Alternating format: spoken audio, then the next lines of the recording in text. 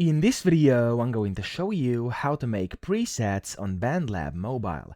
Now, the first thing you have to do, you first want to open up your project, and then from here, you want to just select, of course, the preset you want to use. So, for example, you want to tap at the bottom left, and you want to tap on that settings icon in the bottom left. There we go. And then next to the audio track or the track where you want to create a preset on, you simply want to tap on that plus FX next to the name of your audio or voice track. So, I'm going to tap on it over here next to my blue one. There we go.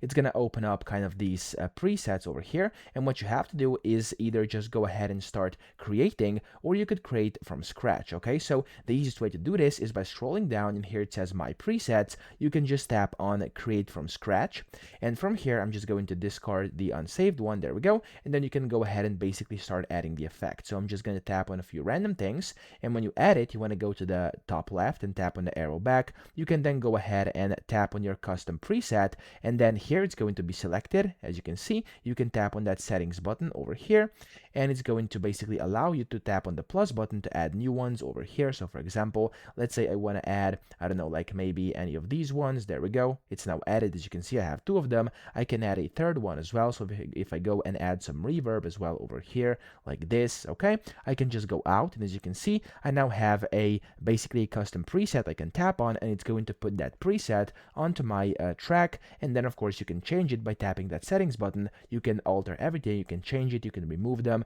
you can add them, whatever you want to do. So that's how you do it. I hope this video helped you out. If it did, please subscribe to the channel and help me out as well.